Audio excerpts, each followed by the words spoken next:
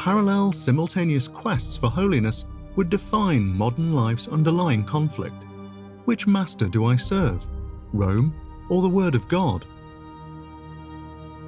While studying at a university in Paris, Loyola drew disciples after himself. Rather than purifying their souls through obeying the truth, these men practiced self-flagellation and entrancing spiritual exercises as a means of fitting themselves for service. The nature of Loyola's spiritual exercises are explained by Tapasorsi. The superior general's small army would be trained by the spiritual exercises to practice a brand of obedience Loyola termed contemplativus in actione, active contemplation, instantaneous obedience, with all critical thought suppressed. As stated in section 353.1 of the exercises, we must put aside all judgment of our own and keep the mind ever ready and prompt to obey in all things the hierarchical church. But Jesuit obedience would be more than mere obedience of the will. An obedient will suppresses what it would do in order to obey what a superior wants done. Ignatius demanded obedience of the understanding. An obedient understanding alters its perception of reality according to the superior's diktats. Section 365.13 declares, "We must hold fast to the following principle. What seems to me white, I will believe black if the hierarchical church so defines."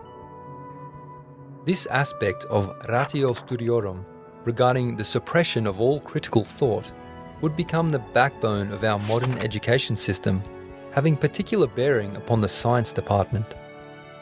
Unpersuaded by the Bible's supreme authority, Loyola's band of fanatics sought to please God by conquering the enemies of the Roman Church after the chivalrous manner of the Knights Templar. They called themselves the Company of Jesus.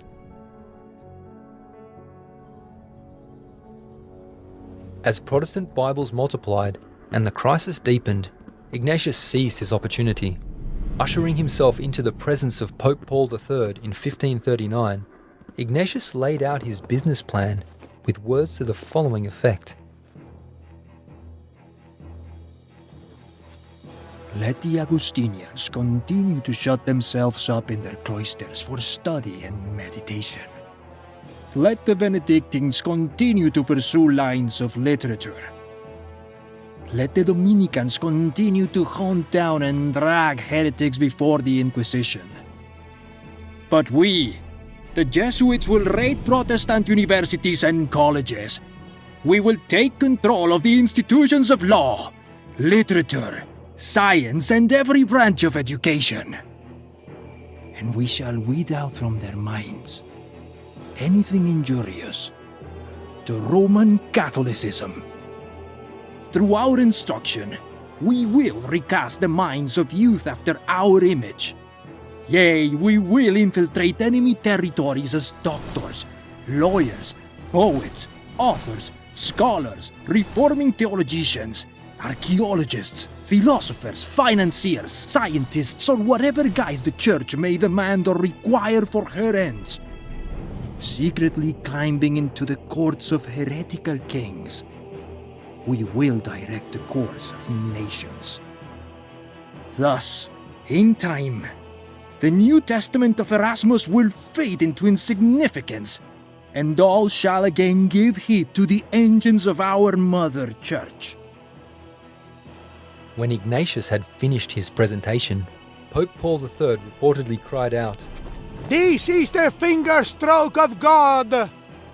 and on September 27, 1540, sealed his approval with a papal bull, formally ordaining the Jesuit order.